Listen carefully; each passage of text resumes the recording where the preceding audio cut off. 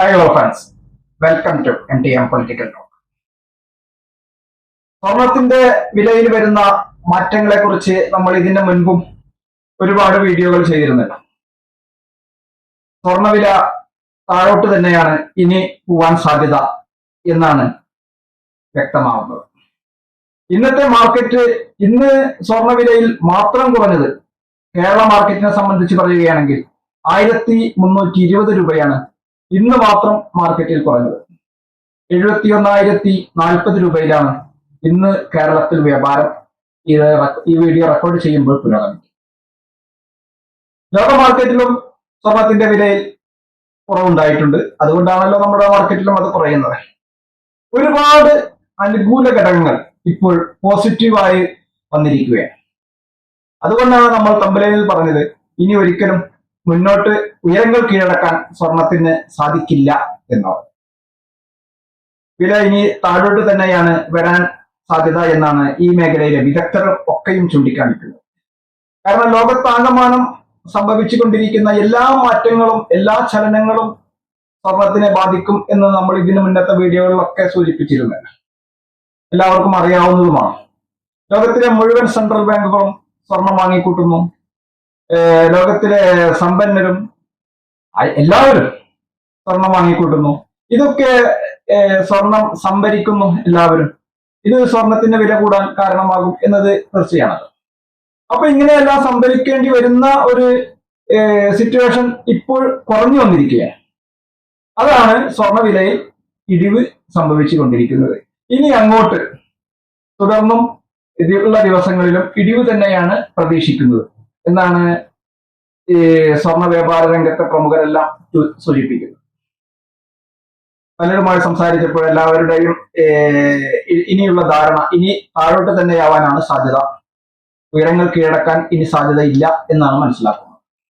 ഒറ്റയടിക്ക് വില ഒറ്റയടിക്ക് കുറയുമെന്നല്ല ഉദ്ദേശിക്കുന്നത്. എങ്കിലും ഇനി ഉയരങ്ങൾ കീഴടക്കാതെ കുറേശ്ശെ കുറഞ്ഞ് താഴോട്ട് തന്നെയാണ് ഇനിയുള്ള ദിവസങ്ങളിൽ വരാൻ പോകുന്നത് എന്നാണ് മനസ്സിലാക്കുന്നത്. അപ്പൊ ഇതിന് ഒരുപാട് പോസിറ്റീവ് ഘടകങ്ങൾ ഒന്നിച്ചു വന്നിരിക്കുകയാണ് ഇപ്പോൾ.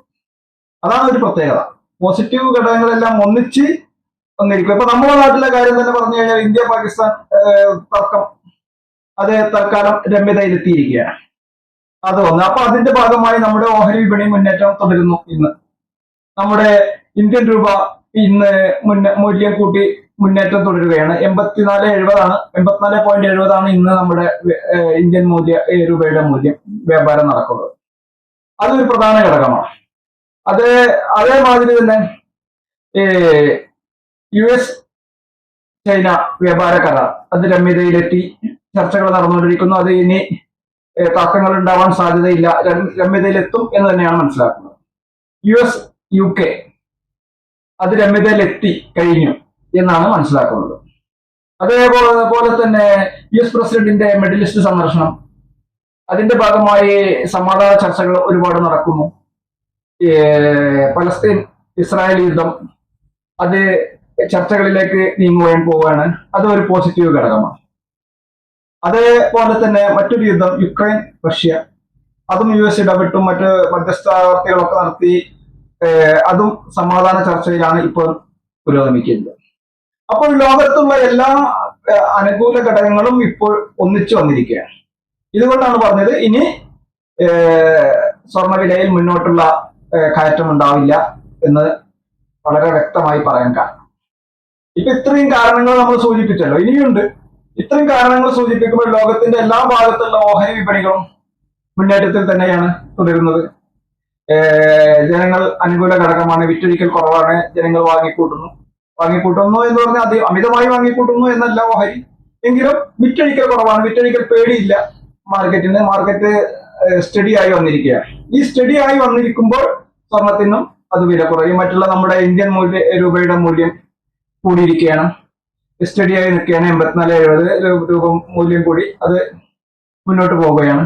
US UK അത് ഏകദേശം ധാരണയിൽ എത്തിക്കഴിഞ്ഞു.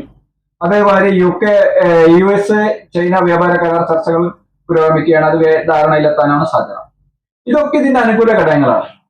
അപ്പൊ ഇത്രയും അനുകൂല ഘടകങ്ങൾ ഒന്നിച്ചു വന്നതുകൊണ്ട് ലോക മാർക്കറ്റ് തന്നെ ഇന്ന് നല്ല പോസിറ്റീവ് എനർജിയിലാണ് ലോക മാർക്കറ്റ് മുന്നോട്ട് പോയിക്കൊണ്ടിരിക്കുന്നത്. ഓഹരി വിപണിയാണെങ്കിലും സ്വർണ്ണമാണെങ്കിലും ഡോളറുമായിട്ടാണെങ്കിലും കുടയിലായിട്ട് ബന്ധപ്പെട്ടതാണെങ്കിലും എല്ലാ വിപണികളും ഇന്ന് സജീവമാണ്. ഈ നില മുന്നോട്ട് പോകുകയാണെങ്കിൽ ഒരു കാരണവശാലും ഇനി സ്വർണത്തിന്റെ വില ഉയരങ്ങൾ കീഴടക്കില്ല എന്ന് തീർത്ത് പറയാൻ ആഗ്രഹിക്കുകയാണ്. തീർച്ചയായും ഇനിയുള്ള ദിവസങ്ങളിൽ കുറേശ്ശെ കുറഞ്ഞ് സ്വർണത്തിന്റെ വില താഴോട്ട് തന്നെയാണ് സംഭവിക്കാൻ പോകുന്നത്, വരാൻ പോകുന്നത്. അതേക്കുറിച്ചാണ് നമ്മൾ ഇത്രയും ഉദാഹരണങ്ങൾ ഇവിടെ സൂചിപ്പിച്ചത്. ഈ ലോക മാർക്കറ്റിന്റെ എല്ലാ ചലനങ്ങളും ഇതിന് അനുകൂലമാണ്. ഇപ്പോൾ പോസിറ്റീവ് എനർജിയാണ് എല്ലാ മാർക്കറ്റിലും നിലനിൽക്കുന്നത്. എല്ലാ ഓഹരി വിപണികളും സജീവമാണ്. ഇതൊക്കെ അനുകൂല ഘടകങ്ങളാണ്. ഈ അനുകൂല ഘടകങ്ങൾ നമ്മുടെ ഇന്ത്യൻ രൂപയുടെ ശക്തി പ്രാപിക്കുന്നതും ഒരു അനുകൂല ഘടകമാണ്. നമ്മുടെ ഇന്ത്യൻ ഓഹരി വിപണി മുന്നോട്ട് പോകുന്നതും ഒരു അനുകൂല ഘടകമാണ്. ഇത്രയും അനുകൂല ഘടകങ്ങളെല്ലാം ഒന്നിച്ച് ലോകത്തിന്റെ എല്ലാ ഭാഗത്തു നിന്നും വന്നതുകൊണ്ട് സ്വർണ്ണവില ഇനി ഉയരങ്ങൾ കീഴടക്കില്ല എന്ന് തീർത്തു പറയുവാൻ നമുക്ക് സാധിക്കും. അങ്ങനെ തന്നെയാണ് ഈ മേഖലയിലെ വിദഗ്ധരൊക്കെ സൂചിപ്പിക്കുന്നത്. അതുകൊണ്ടാണ് ആ മേഖലയിലെ വിദഗ്ധരൊക്കെ സൂചിപ്പിക്കുന്നത് കൊണ്ടാണ് നമ്മൾ ഇത്രയും തീർത്ത് പറയുന്നത്. ഇനി ഉയരങ്ങൾ കീഴടക്കാൻ സാധ്യത വളരെ കുറവാണ്. ഏതായാലും എല്ലാവർക്കും സന്തോഷം, അത് കുറഞ്ഞു വരണം എന്ന് തന്നെയാണല്ലോ. നമ്മളും അത് കുറഞ്ഞു വരട്ടെ എന്ന് പ്രത്യാശ പ്രകടിപ്പിക്കുകയാണ്. ഈ വീഡിയോ മുഴുവനായി വീക്ഷിച്ച താങ്കൾക്ക് നന്ദി. നിങ്ങൾ ഈ ചാനൽ ഇതുവരെ സബ്സ്ക്രൈബ് ചെയ്തില്ലെങ്കിൽ സബ്സ്ക്രൈബ് ചെയ്യുവാനും അഭിപ്രായ നിർദ്ദേശങ്ങൾ എന്താണെങ്കിലും കമന്റ് ബോക്സിൽ രേഖപ്പെടുത്തുവാനും ലൈക്ക് ചെയ്യുവാനും ഓർമ്മിച്ചുകൊണ്ട് നിർത്തുകയാണ്. നന്ദി, നമസ്കാരം.